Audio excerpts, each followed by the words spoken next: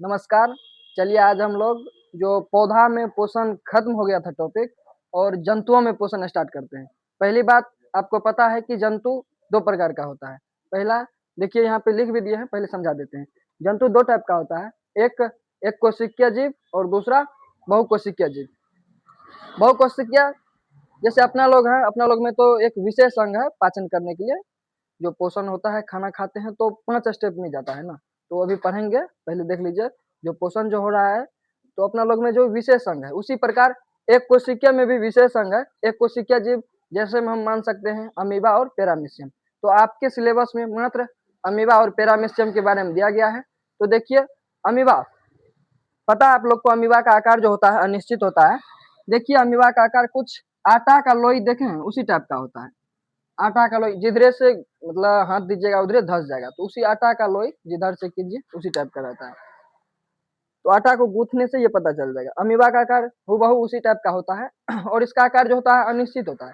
जैसे मान के चलिए इसको एक जल है और मृदु जल है और इसमें इसको शैवाल दिख गया यहाँ पे, तो क्या किया, ऐसा आकार था और ये अपना आकार चेंज करके यहाँ चले गया और इसी माध्यम से क्या किया है, यह भोजन को अपने अंदर लिया है।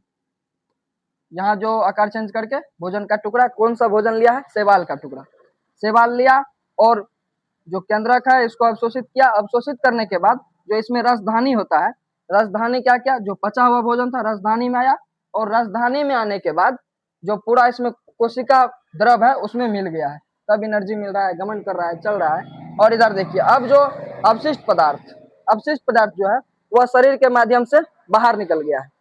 अब इसमें जो है पोषण की विधि कैसन होती है, अब यहाँ देखिए पोषण की विधि जो इसमें है अंतर्ग्रहण होती है। अंतर्ग्रहण मतलब एंडोसाइटोसिस आप कह सकते हैं इंग्लिश में, यह होती है। अब जितना चीज मैंने आपको बताया है वो यहाँ पे लिख भी दिए हैं और ये प्रोसेस समझना जरूरी है, क्योंकि एक जैसे अमीबा है तो अमीबा मृदु जल में रहता है, मतलब खारा जल में, और मृदु जल खारा जल में बहुत अंतर है। मृदु जल में रहता है और मृदु जल में जैसे ही रहता है इसको एक भोजन मिलता है शैवाल का टुकड़ा, अपना आकार चेंज किया, शैवाल के पास गया और शैवाल के पास जाने के बाद जो भी इसको भोजन लेने का था लिया और इसमें जो पचा हुआ है, जो पचा इसमें रसदानी में, एनर्जी लेने के लिए कोशिका द्रव में मिलाना पड़ा। कोशिका द्रव में मिलाने के बाद जो इसके पास अवशिष्ट पदार्थ बच गया वह क्या हो गया है, शरीर की सतह से, मतलब जो इसका सतह था शरीर का उसके माध्यम से बाहर निकल गया है। अब देखिए जितना भी पॉइंट आपको बताया गया है सारा चीज यहाँ लिख दिया गया है।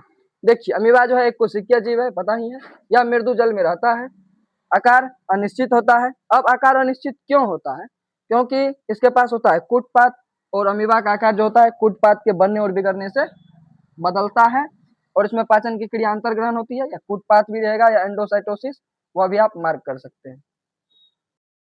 अमीबा में पोषण कैसे हो रहा था समझ लिए थे, आज हम लोग उसी में एक कोशिकीय में बच गया था पैरामीशियम, उसी के बारे में जानने वाले हैं। अब देखिए यहाँ पे पैरामीशियम जो है बना दिया गया है और पैरामीशियम देखिए अपना लोग चप्पल पहनते हैं उसी के आकार का लग रहा है, तो कैसे बोल सकते हैं पैरामीशियम का आकार क्या होता है, निश्चित होता है, और किस आकार का होता है, तो चप्पल के आकार का होता है। अब देखिए इसके ऊपर ऊपर कुछ खरा टाइप का नजर आ रहा है आपको, इसको कहते हैं सीलिया। क्या कह रहे हैं, सीलिया। जहां भी बायोलॉजी में आपको सीलिया शब्द देखने को मिले, आप वहां मतलब खरा कोई भी बाल हो, किस कोई भी चीज हो, तो उसमें सीलिया ही मार्क कीजिएगा। अब देखिए इसका शरीर जो है किस चीज से ढका हुआ है, सीलिया से ढका हुआ है। अब इसमें भोजन आएगा कहाँ से, अब देखिए यहाँ पे कुछ द्वार खाली है, इसको कहते हैं कोशिका मुख, इंग्लिश में कहते हैं साइटोसिस। अब इसी के द्वार भोजन क्या आता है, अंदर आता है और कोशिका द्रव में पूरा मिल जाता है। अब देखिए जितना भी आपको प्रोसेस समझाया गया है यहाँ पे लिख दिया गया है। पहला, इसका आकार निश्चित होता है, उसमें भी चप्पल के आकार का होता है, इसके शरीर पर सीलिया ढका होता है और जो भोजन द्वार होता है उसको कोशिका मुख कहते हैं या साइटोसिस, अंदर आता है और इसमें मतलब कोशिका द्रव में मिल जाता है, इसी से इसको प्रचलन पूरा करने को मिल जाता है। अब देखिए अब आपको यहाँ सारा चीज लिख दिया गया। पहली बात पता है एक कोशिकीय जीव है, दूसरी यह मृदु जल में रहता है, आकार इसका क्या होता है, निश्चित होता है, ये भी चीज आप लोग को हूबहू पता है।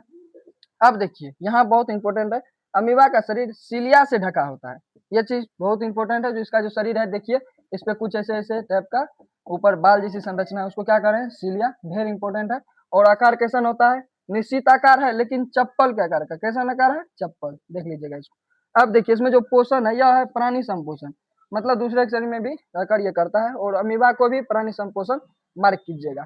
यहाँ तक हो जाता है आपको एक कोशिकीय जीव में पोषण। अब अपना लोग जो है आगे जो पढ़ेंगे उसमें पढ़ेंगे बहुकोशिकीय जीव में पोषण। यहाँ तक अगर आपको क्लियर है तो मैं आपसे 4-5 क्वेश्चन पूछता हूँ, इसमें देखिएगा अगर हो रहा है तो प्लांट में जो पोषण होता है ये लगभग में टॉपिक खत्म हो जाएगा। और जंतु में आ चुके हैं, लेकिन देखिए 5 मिनट का एक टेस्ट, उसके बाद आपको एक मोटिवेशन लाइन सुनाया जाएगा तो सुन लीजिएगा। देखिए टेस्ट इन लेते हैं। तो पौधा में जो भोजन बन रहा है उस प्रक्रिया को क्या कहते हैं? तो पता है आप लोग को, पौधा में जो भोजन बनता है उसको प्रकाश संश्लेषण कहते हैं।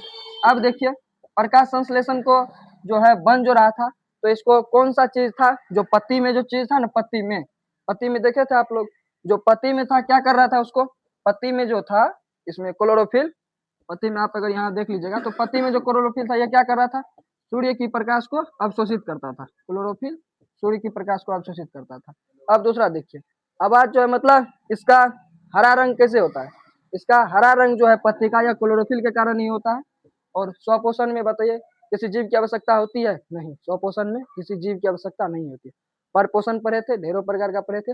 अब एक अगर अच्छा से पढ़े हैं चैप्टर को, मतलब टॉपिक को, तो बताइए अब घटक जो है पर पोषण में, अब घटक का 1-2 एग्जाम्पल बता सकते हैं? अब घटक को एक और नाम से जानते हैं, मृतजीवी परपोषण। मैंने थोड़ा हिंट्स दे दिया, मृतजीवी परपोषण। टेस्ट हो रहा है आप लोग का 5 मिनट का, उसके बाद क्लास छोड़ दिया जाएगा। मृतजीवी परपोषण इसी को कहते हैं आप घटक। इसका एग्जाम्पल बता देता है आपको, जीवाणु हो जाएगा, कवक हो जाएगा,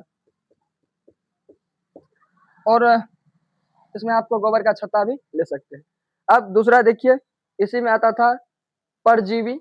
परजीवी आता था जो अपना लोग के शरीर में रहकर अस्थायी अवस्थायी तरीके से मतलब भोजन करता था, जैसे में ढील, गोल, कृमि, ये सब होता था। अब बताइए प्रकाश ऊर्जा जो है मतलब प्रकाश संश्लेषण की क्रिया कितना चरण में हो रहा था? तो कहिएगा 2 चरण में हो रहा था। 2 चरण में हो रहा था, एक था प्रकाशिक अभिक्रिया, दूसरा अप्रकाशिक अभिक्रिया। प्रकाशिक अभिक्रिया, दूसरा अप्रकाशिक अभिक्रिया। अब प्रकाशिक अभिक्रिया में क्या हो रहा था, यहाँ तो जल टूट रहा था, उसके बाद अप्रकाशिक अभिक्रिया में ग्लूकोज मतलब पौधा का जो भोजन है वो क्या है, ग्लूकोज है, वहां पे बन रहा था। अब देखिए पौधा भी ना भोजन जमा रखता होगा अपना लोग में, जैसे यकृत है वहां पे ग्लाइकोजन के रूप में संचित होता है, तो पौधा में भी स्टार्च के रूप में संचय होता है। तो देखिए मैं एक लास्ट लाइन के साथ खत्म करना चाहता हूँ। एक मोटिवेशन लाइन है आप लोग के लिए, खुद से जीतने की जिद है मुझ में, खुद से जीतने की जिद है मुझ में, खुद को ही हराना है, मैं धीर नहीं हूँ दुनिया का, मेरे अंदर एक जमाना है। तो आज के लिए इतना ही। अगर आपको वीडियो अच्छा लगा हो तो वीडियो को लाइक कर दीजिए, साथ ही साथ चैनल को सब्सक्राइब कर लीजिए। आज के लिए इतना ही, जय हिंद।